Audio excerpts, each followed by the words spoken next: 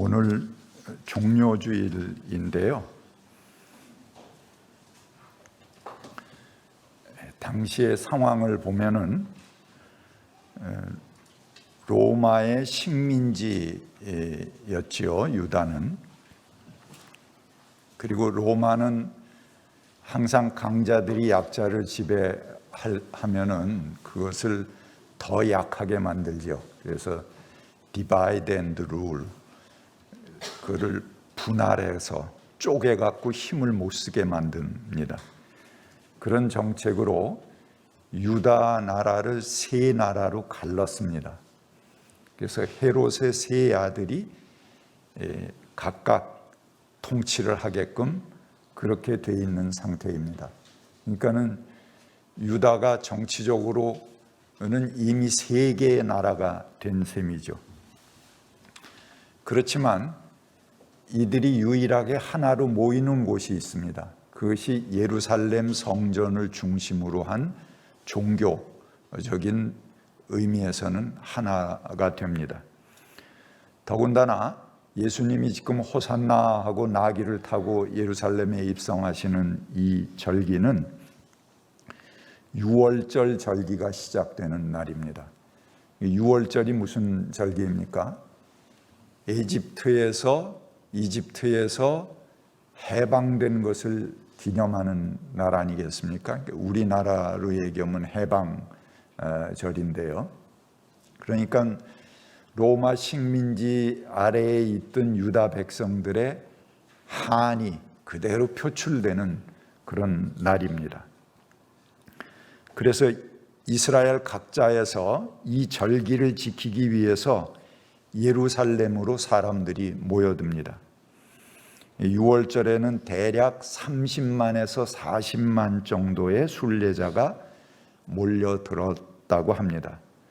여러분, 우리 광화문에서 촛불할 때 100만, 200만 모였던 것과 같은 그런 마음으로 유대 사람들이 모여드는 그런 절기입니다. 그리고 6월절이 하루로 끝나지만 이어서 무교절 7일간의 축제가 계속됩니다. 그렇기 때문에 통상 이 절기에는 굉장히 소요와 폭동들이 많이 일어났습니다. 원래 그런 마음을 가슴에 안고 이 사람들이 그 응어리를 풀어내기 위해서 모이는 그런 것이니까요. 아주 예민한 그런 날이었죠. 그래서 군중 중에서 누군가 하나 툭 나와서 로마 물러가라 그러고 소리치면은 이건 아주 걷잡을 수 없는 함성이 되고 소요가 됩니다. 그래서 로마로서는 아주 골치 아픈 절기이기도 합니다. 그리고 거기에 맞서는 민중들은 공권력과 일전을 불사하는 마음으로 모여들었습니다. 이 유다 땅에 로마의 천인대가 5개의 천인대가 주둔하고 있었어요. 그런데 이 6월절 축제가 되면은 5개의 천인대가 전부 예루살렘으로 집결을 합니다. 마치 계엄 상황과 같은 그런 아주 삼엄한 공포 분위기가 조성되는 거죠. 그런 가운데 갈릴리에서부터 내려온 한 인물, 예수를 중심으로 한 무리들이 추종자들을 이끌고 예루살렘에 입성합니다. 그리고 군중들은 종려나무가지를 흔듭니다. 이 종려나무라는 건 뭐냐 하면은 개선 장군을 환영할 때 흔드는 그런 그 가지입니다. 이 지긋지긋한 외세의 압박의 시간, 이것을 끝장내고 개선하시는 힘세고 용맹한 장군을 환영하는 예식입니다.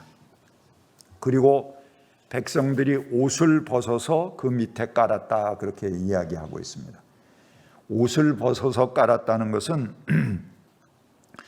구약 성경에서 가장 포악했던 왕이 있습니다. 아합 왕.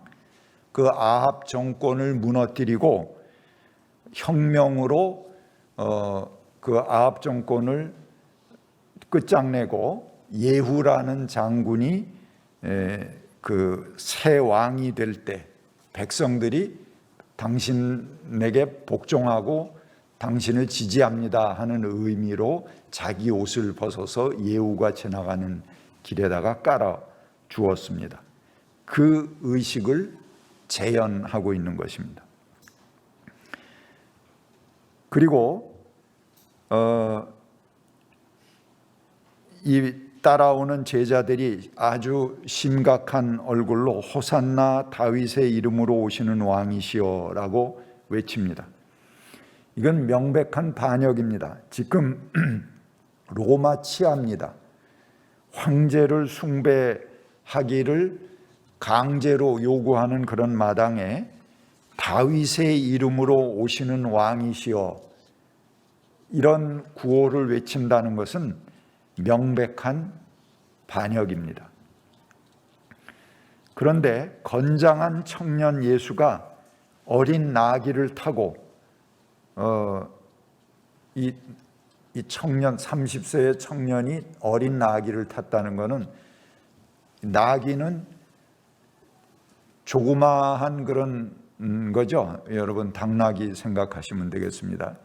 말 같은 거는 아주 등이 높기 때문에 타기가 어렵고 또 짐 같은 걸 싣고 나를 특별한 수레나 이런 게 없으면은 그런 걸 하기가 어렵습니다. 그러나 나귀는 그 등에다가 많은 짐을 이렇게 싣기도 하고 그래서 이스라엘 사람들이 주로 짐 운반하는 용으로 쓰는 것이 나귀입니다.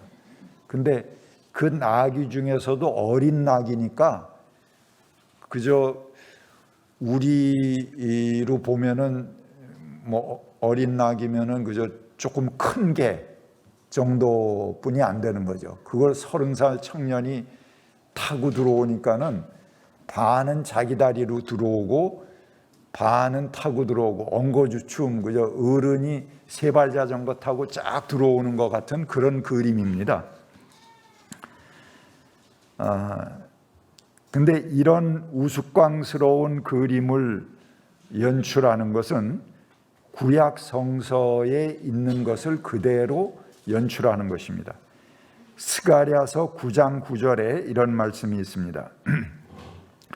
도성 시온아 크게 기뻐하여라. 도성 예루살렘아 환성을 올려라. 내 왕이 내게로 오신다. 그는 공의로우신 왕, 그는 구원을 베푸시는 왕이시다. 그는 온순하셔서 나귀, 곧 나귀 새끼인 어린 나귀를 타고 오신다. 이 말씀을 그대로 재현하고 있는 것입니다. 그리고 스가랴 9장 10절, 그 다음 귀절에 보면은 이 어린 나귀를 탄 것이 무슨 의미인가 하는 것을 우리들에게 보여줍니다. 내가 에브라임에서 병거를 없애고 예루살렘에서 군마를 없애며 전쟁할 때 쓰는 활도 꺾으려 한다. 그 왕은 문민족에게 평화를 선포할 것이며 그 다스림이 이 바다에서 저 바다까지 유프라테스 강에서 땅끝까지 이를 것이다.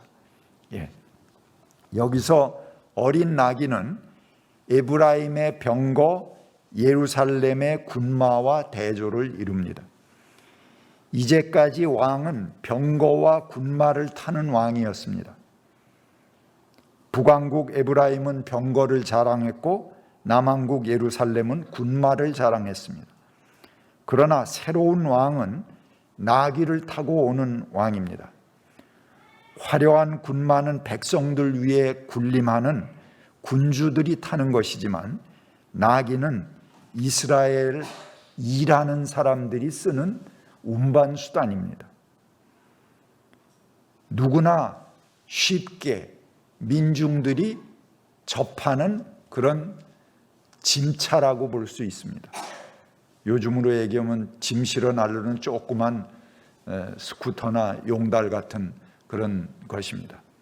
근데 새로 오는 왕이 바로 그 용달차 타고, 이 용달차는 그래도 제법 규모가 되는데 이게 큰 진돗개 타고 들어온다고 그럴까요? 그렇게 하면서 예루살렘으로 들어오시는 겁니다. 이 의미는 뭐냐면 새 왕은 일하는 사람들의 왕이다, 민중의 왕이다 하는 상징입니다. 그도 함께 일하시는 분이다. 우리하고 함께 일하시는 그런 메시아가 들어오신다 하는 의미입니다.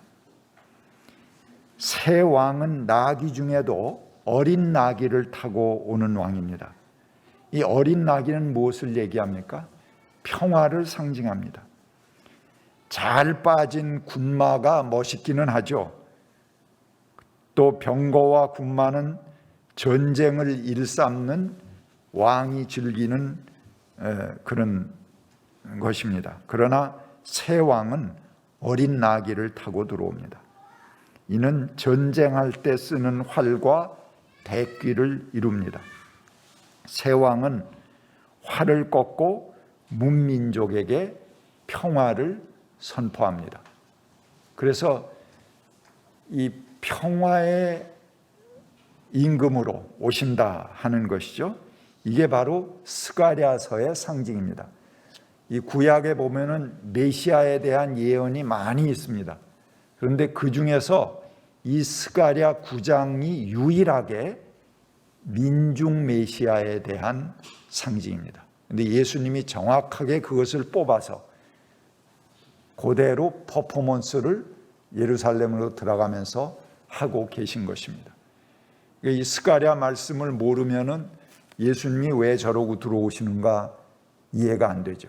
근데 그 각본대로 지금 연출해서 예루살렘에 들어오고 계시는 것입니다. 이것은 예수님이 평화의 왕, 구원의 왕, 민중의 왕, 이 백성이 주인이다 하는 것을 왕이 아니고 너희들 이 백성들이 바로 왕이다 하는 것을 선언하면서 예루살렘에 들어가고 있는 장면이 이 호산나 하고 예루살렘 입성하시는 그 장면입니다. 우리 민족은 4.19 혁명, 광주 항쟁, 6월 항쟁, 촛불 혁명으로 이어지는 대변혁의 기간에 경험을 가지고 있습니다. 그때 우리들은 마음이 부풀러 올랐습니다. 아주 비통한 현실 속에서 거리로 나설 수밖에 없었고 속에는 불 끓어오르는 아픔이 있었지만 그러나 모여서 외치고 온 국민이 한 마음으로 새로운 미래를 꿈꾸는 그 시간에는 또 한면으로는 미래에 대한 벅찬 꿈을 토로하던 그런 시간이었습니다. 오늘 오래된 시죠. 유치원의 깃발을 제가 여는 시로 읽어드렸는데 이것은 소리 없는 아우성. 그런데 이렇게 슬프고도 애달픈 마음을 맨 처음 공중에 달 줄 안 그는 누구인가 그렇게 외치고 있습니다. 그동안 숨죽여온 굴종의 시간을 털어내고 대로를 활보할 때 우리는 주인임을 확인해 보기도 했습니다. 그리고 새로운 나라에 대한 꿈을 부풀려 봅니다. 평소에 정치에 무관심했던 시민들도 거리로 나오면 새로운 꿈을 꾸게 됩니다. 진정한 집단적 미래 구상의 교육의 장이 열리는 것입니다. 바로 이 함성이 아픔을 가지고 모였지만 그 함성이 민주주의를 키우고 우리들의 꿈을 열어 제껴왔습니다. 예수 일행의 호산나 예루살렘 행진도 그런 외침이었습니다. 그러나 예수는 며칠 후에 붙잡혔고 빠르게 사형당했습니다. 로마로서는 누군가를 시범적으로 잡아서 십자가에 달 필요가 있었습니다. 그러지 않고는 이 성난 군중들을 다스릴 수가 없어요. 그래서 뭔가 공포의 분위기를 조성할 시범 케이스가 필요했던 것입니다. 거기에 희생당한 것이 바로 예수였습니다. 이런 공포 분위기는 먹혀 들어갔습니다. 제자들 일행은 흩어져 버렸습니다. 예수를 모른다고 부인하고 도망갔습니다. 새로운 세상이 그렇게 호락호락 오지는 않습니다. 역사는 꾸물거리면서 뒤안길을 몇 번 돌아야지 우리들의 허술한 허점들을 다 드러내고 다진 후에야 새 길을 비로소 모색해 가는 것입니다. 그러나 한 번의 함성들, 한 번 부풀러 올랐던 마음들은 헛되지 않습니다. 광주 시민들의 희생이 죽음으로 끝나버린 것은 아닙니다. 처절한 피바람으로 마감된 것 같았지만 그 후에 해마다 5월이 오면 대한민국의 도시들은 5월 투쟁으로 불타올랐습니다. 광주는 우리 민족을 일깨우는 교육장이었고 수많은 열사들을 낳는 원초적 경험이었습니다. 그렇게 매년 거리를 달고 오다가 마침내 87년도에 5월 투쟁이 6월 항쟁으로 이어졌습니다. 5월 투쟁이 없었다면 6월 항쟁도 없는 것이죠. 새로운 승리의 경험은 광우병 촛불 투쟁으로 이어졌고 시작된 촛불 문화는 마침내 정권을 바꾸는 촛불 혁명으로 이어졌습니다. 민주주의를 한번 경험한 사람들은 굴곡은 있을지언정 결코 뒤돌아가지는 않습니다. 한번 참된 것을 경험한 사람은 참 아닌 것을 견딜 수 없기 때문에 그렇습니다. 이번 선거는 국민들이 전폭적인 지지를 보냈지만 미적거리면서 제 임무를 다하지 않은 정권에 보낸 국민의 심판입니다. 그렇다고 역사가 완전히 거꾸로 가지는 않을 것입니다. 잠시 굴곡이 있겠지만 책임을 맡았을 때 게을리하는 것이 얼마나 위험한 일인가, 이 역사에 분명하게 새긴 선거라고 저는 생각합니다. 그러니 그런대로 큰 의미가 있습니다. 함성, 그 설레임이 새로운 꿈을 낳고 새로운 미래를 엽니다. 함성은 함성대로 큰 의미가 있습니다. 모두의 마음을 부풀게 했던 설레임은 반드시 새로운 미래로 돌아올 것입니다. 같이 침묵하시겠습니다.